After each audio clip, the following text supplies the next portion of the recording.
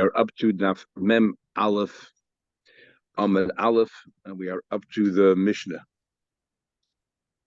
The Mishnah is, Chaim, I'll say it loud. The Mishnah is a shoyd. In fact, the Mishnah is so obvious that some of the Mephoshim want to know what the point of the Mishnah is. Shoyd shenogach es adam. If a cow gores a person, the mace, and the person dies. So till now we learned if a cow gores another cow the first 3 times a tam, the 4 times a muad. If a cow gores a person, the Torah says suckle, you suckle. That you have to put the cow down. And so if the cow gores once or twice or 3 times, you don't pay kafir, you don't pay redemption money or compensation apart from killing the cow. But if the cow killed 3 times and now killed the 4th time, it's a muad, and a muad, then not only you put the cow down, but you also have to pay kafir. By a time we had a machlekes, most Tanoim say you don't pay any kafir at all, and we had a Rebbe who said you pay chatzi kafir. Said the Gemara, the Mason died, muad, mishalem kafir, muad pays kafir, but tam, potem not kafir. Tam is exempt from paying kafir. But the zevadeh chayav and mitzvah, they're both chayav mitzvah. So the obvious question is, if a tam is put down, how in the world can you ever become a muad? We'll soon see. If the cow gores a young child, a young daughter, even though under bar mitzvah, under bas mitzvah, they also get killed. The chiddush is, even though they're not chayiv mitzvah, remember we had enough yidal, maybe people who have less mitzvahs, maybe not so guilty if they, you have to pay kafir for all that. No, even a child that has no mitzvahs, you got to pay.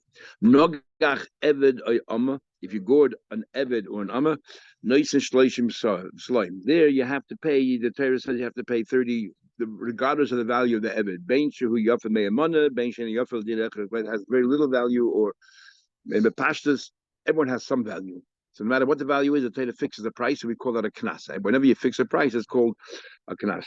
Some say that if the eved went through conversion, then really it's a din like a woman, and if a cow kills them, then the cow has to do all the din that you normally do by killing a yid. So the cow has to be put down, and you have to pay kafir. Says the Gemara. First question, obvious question. Once you tell me that when the tam, you already have to put the animal down. How can you ever have a muad? Amar Rabba says Rabba, no, we're talking about it here. Going, for example, they assessed him. He almost killed 3 people, and he chased after them. And the last minute they were saved. But because we see already the kind of behavior it is, we'll call that a muad, even though the poil it didn't cause any damage whatsoever. Says the Gemara. What kind of mice is this? Because we assessed the animal would have killed them, they wouldn't have escaped or jumped up a ladder or something. We can't classify an animal as a muad until they actually they commit the crime. You endangered 3 people's lives, and therefore we didn't kill the animal the first few times. Why? Because the animal yet didn't kill them, but they all died the last time. Now, interesting, Rashi says over here, if you look at Rashi, seeking Gilum Adam, Rashi maintains his opinion. This is like 10 lines on top of the page. Therefore, we don't kill in the first 2, but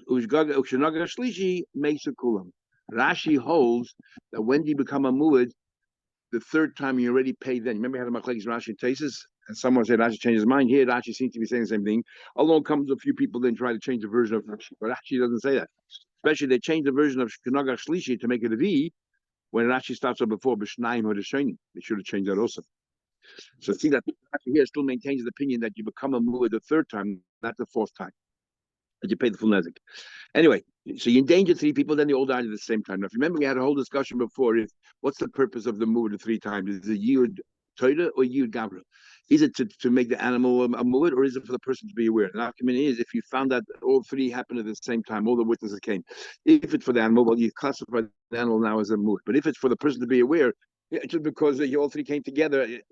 I need 3 different days. I should be aware that my animal is a muad. So I will come back to that. Abizrid says, he killed 3 animals, and therefore you're a muad, but we don't yet kill the animal, and then that kills a person. Says the Gemara, we learned before that but it seems that Abizrid holds that it is. Remember, Abizrid said before, once you're a muad for everything. So Abizrid seems to be holding the same thing over here. Taisus before says that maybe Abizrid later on changed his mind. He killed 3 goyim. But a guy, you don't kill the animal, but you kill three goyim, and it's a move for people, therefore the move for people. Now, the a guy also has a little bit of mazel. Therefore, if it's a move for a guy, you should have already known that it can be a move for you. It's much more than just a little bit of mazel because you're intelligent. There's a malach. Rashi says in Sefer Shabbos. Every yid has a malach. A guy might have a little bit of mazel, but they don't have that extra level of protection of a malach. So if an animal is a muad for goyim, he is not a muad for yidden. He killed three people that all of them were going to die anyway because they're a treifa. That's some kind of a disease. And it's coming in disease. So now, but you don't kill the animal because maybe the person is a dead man walking anyway. So therefore, but it's a muad because it's killing people, and that's why. Before you ask a general question, how can you ever kill an animal? Since we know when it comes to din in the fashis, you go after the grave. Right, we had in Psachim that the most Eidim, people don't know what a shchej exactly is, so they won't get the third day of the month, the fourth day of the month. Majority make a mistake. We'll trust you with the testimony. We're not going to say you contradict each other. But when it comes, we had in the beginning of that ain't hochim b'mamanach harayv. When it comes to money matters, we don't follow the probability. So if a person kills another person, we don't say, oh, maybe the person is treifa. Right? People are not treifa. But if an animal kills a person, how do we know the person is not a treifa? Majority of people are healthy, but ain't hurchem mamanach harayv. So how can you ever kill an animal? So the pasuk ask that question. So one of the answers is we learn from the pasuk, "Kimisas habaylen kach misas hasher." The pasuk puts the two together. So we're saying just like Bailet would have gotten killed in this case, because we don't say, oh, maybe he's a treifa. So the animal will get killed in the same circumstances where the Bailet would have gotten killed. The animal. So the animal kills a person. The pasuk clearly tells us even the person if that person he would get killed. So therefore, Kimisas is a Bailet kach misas hasher. So the same thing. But still, who said maybe a tape is already vulnerable and so on and so forth? You can move for those. If the mood that for people are treifa, who says a move for shalom? The kotl agma. He killed, ran away. After the bezin heard the witness the testimony, this animal killed, it fled. The kotl ran away 3 times. It ran away 3 times, but the Gemara actually says ran away 2 times, and that's like Rashi says that 2 times you ran away. The 3rd time you're a mood. But here. Anyways, the Gemara, who's Muzayim? This one happened. 3 different occasions, the agent came in and said, your animal gored. And then came along another pair of agents each and rejected each pair of agents, saying you weren't there at the time, you were with us somewhere else. So that's it. And then the 4th time, we learned 4th time, or actually 3rd time, another group of agents came and rejected the 2nd group of agents, which means now all of a sudden the 1st group, suddenly all 3 of them killed 3 times. If that's good enough, if the whole idea is to make sure the animal is categorized as a muad, so even though they all came at the same time, that's it.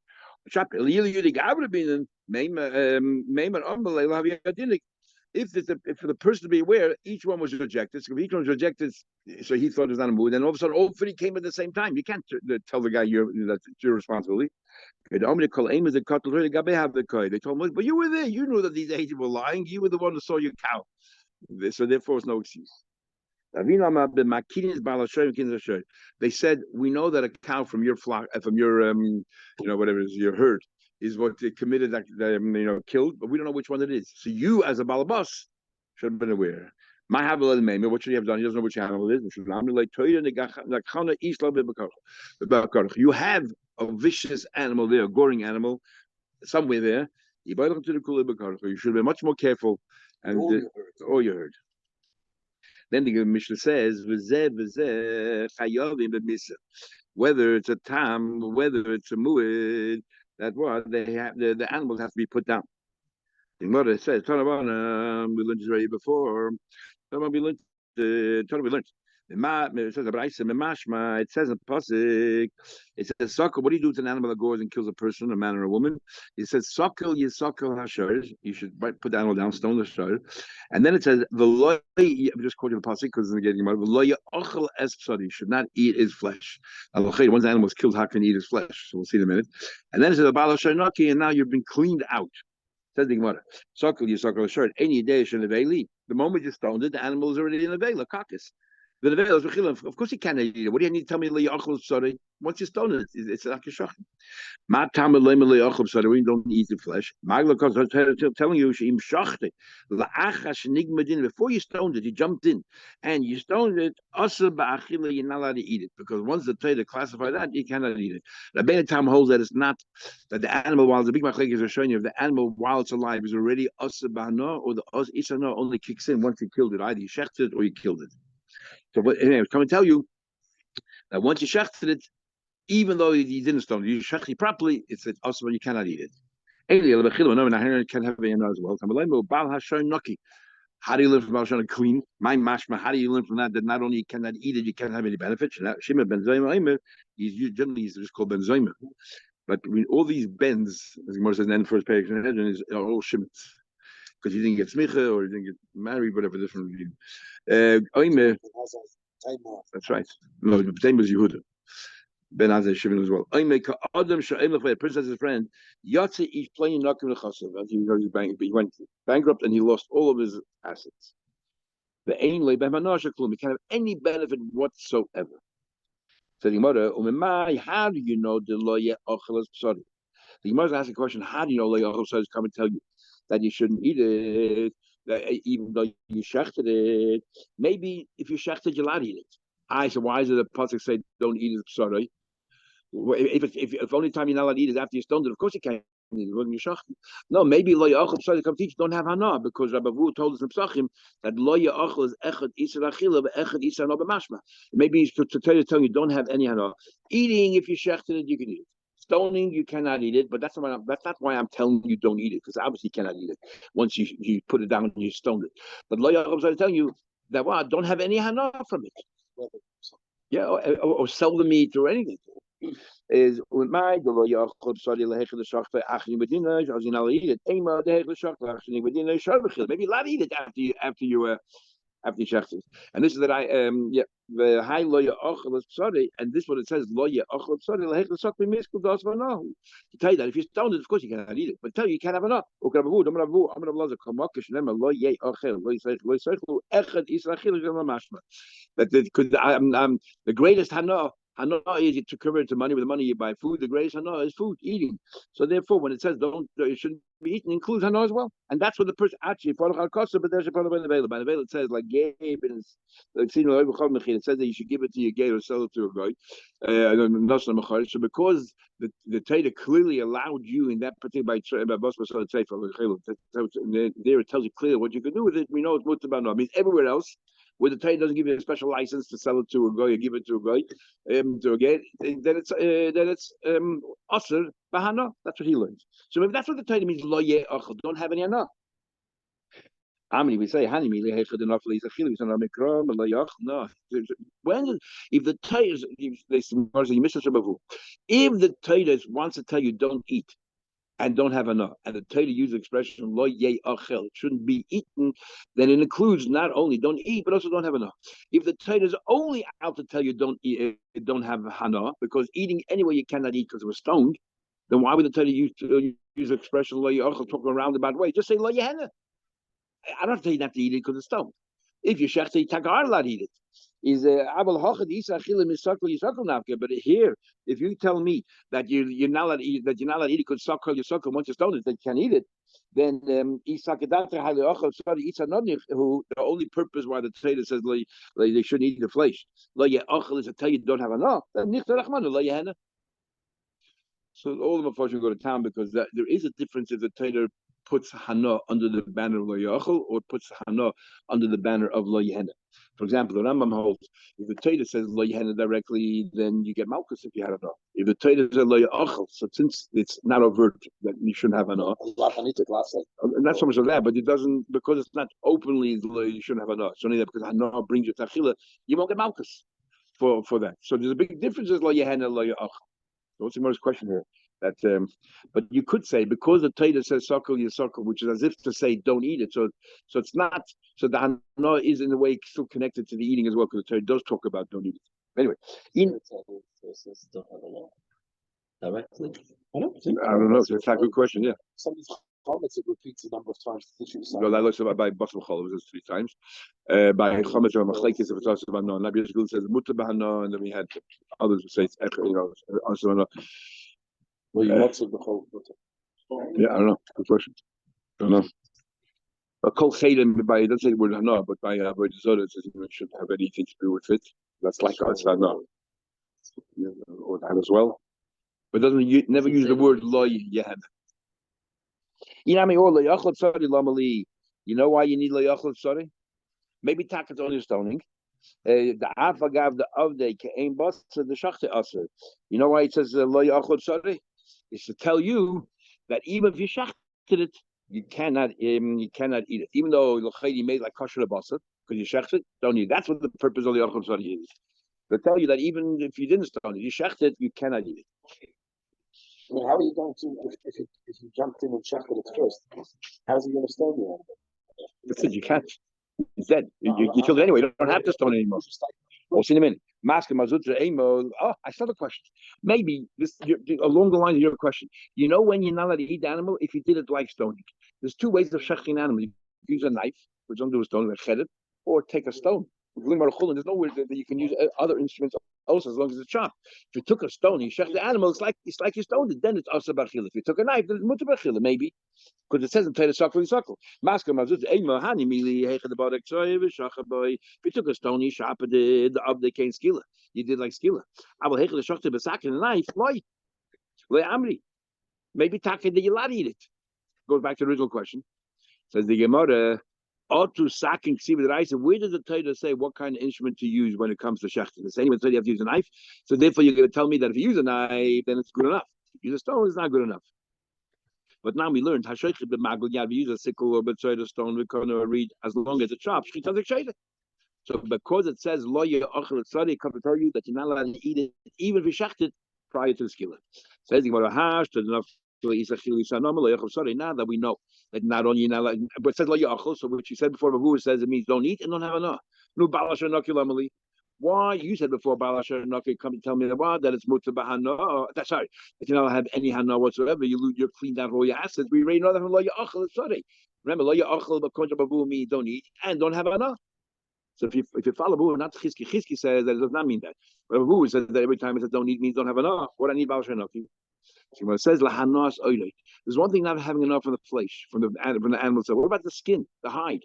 You would have thought that maybe the hide you could have enough from. And that's what Baal HaShor means. You have nothing left from the animal. Not just you can't eat it, not just you can't have enough of the flesh. You cannot even have enough from the hide of the animal. Because sometimes I would have thought, only the flesh. Maybe the hide you could. Says the Gemara, those other Tanoim, which we'll see, the Mafkele Lahai Baal HaShor Noki, they use Baal HaShor Noki for another drasha altogether, which we'll soon see. Like we'll tell you soon. Hanas oidim and how do they know you can't have enough? Lo yachab sadi means you can't have enough in the flesh. Baal HaShor Noki they'll use for another drasha, as we'll see there. If you kill a lot of we'll see. So how did the taka know that you can't have enough from the hide? Nafkalu says S means secondary. What's secondary to basar? Hide. When it says the pasuk, do not eat. Not only doesn't say lo yachab sari, it says lo yachal es sari. Means not only don't eat the flesh, but also that which is ancillary to the flesh, which is the hide. Es hatafel psari. Mind you, with that out of the hide. Who is that? Who darshans the S? Who darshans S? The hide tana es lo darish. And this tan over here, the one who learns Baal HaShor Noki, does not darshan. We who learn Baal HaShor Noki tell you the hide. They don't believe in S. And the other time holding that. Notice the machlekes if you darshan S being ancillary or secondary. Who is this machlekes between Rabbi Akiva and Shimon Amsuni? We had him shachim. Shimon Amsuni, other than Chemi Amsuni, every time it says S is something secondary, ancillary, what is it? Came to the pasuk, S Hashem Alekechatira. Peter, she separated. He said, what can be, like Rashi says over there, what can be equal to Hashem? I mean, S secondary to Hashem also you should fear. Who is even secondary to Hashem? I'm going to tell Rebbe call S and Shadrash to Matel and dashing your whole lifetime all the S. And what do we do now? I'm separating.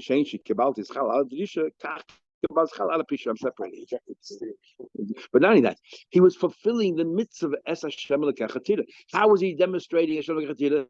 to show that there is nothing secondary to Hashem. And how did you do that? By stopping to dash and all the essence of the Torah. So he actually, not that he gave up, he felt that that's what the pasuk means. That the essence of Hashem l'kachatira, fear not only the Eibush yourself, but don't put an essence there.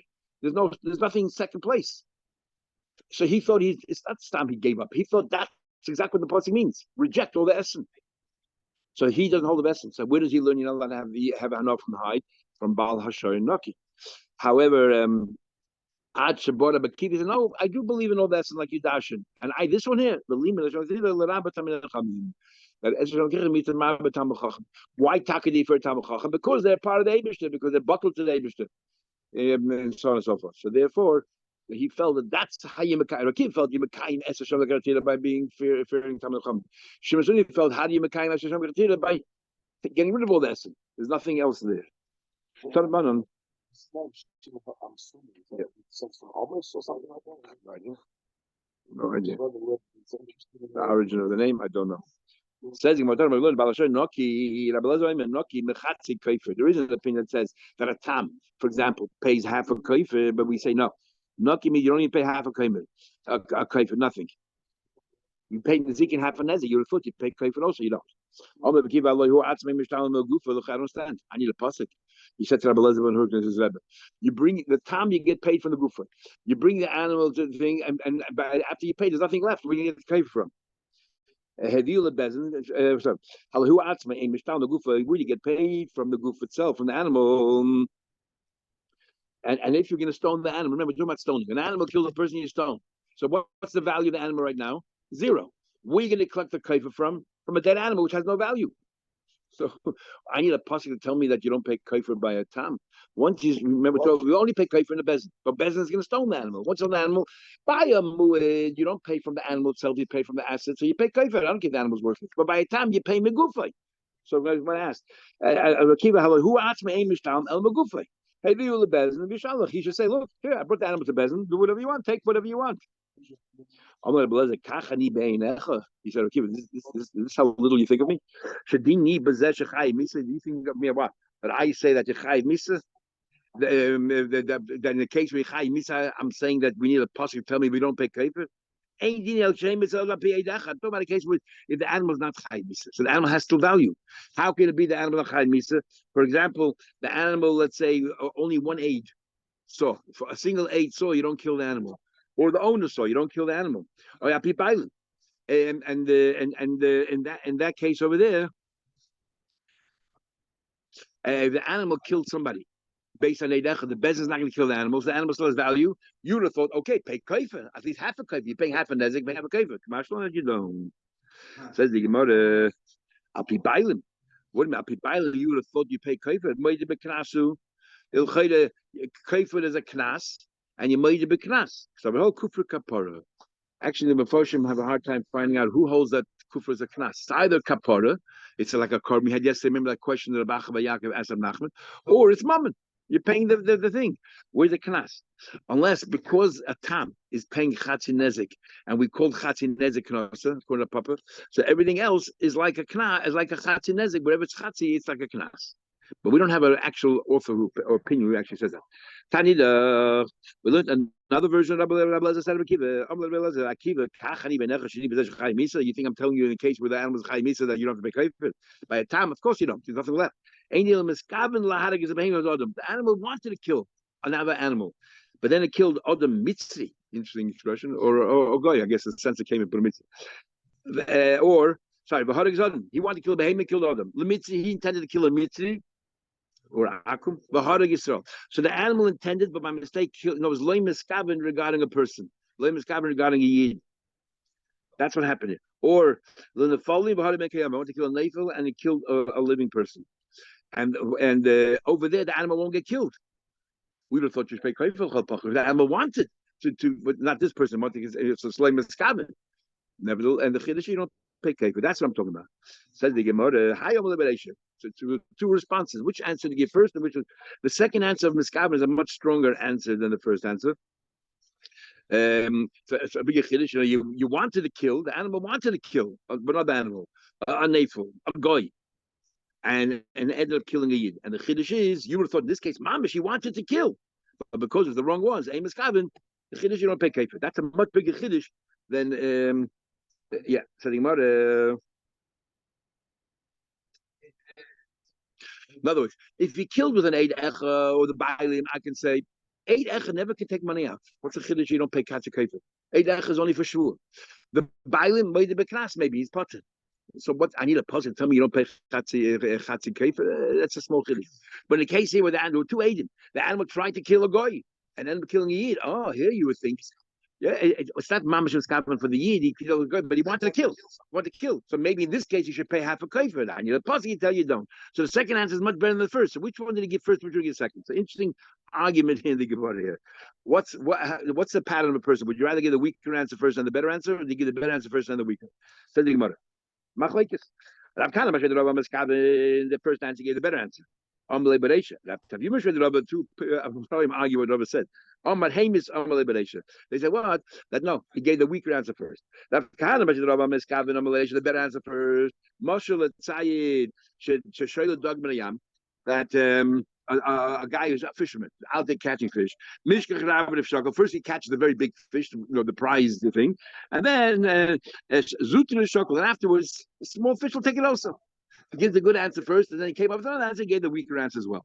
After Puvaket, first he gave the weaker answer. Marshal the guy is a fisherman. He's out to catch fish. Mishkach Zutri initially only catches the small fish. He puts them in his bucket. Shakil. Mishkach Rabri, when he found a much bigger fish, Shadi Zutri, he picks up the small fish, he takes up too much room, he throws it out. Shakil Rabri takes the big ones. So therefore, interesting argument. What do you give first? The weaker answer or the better answer?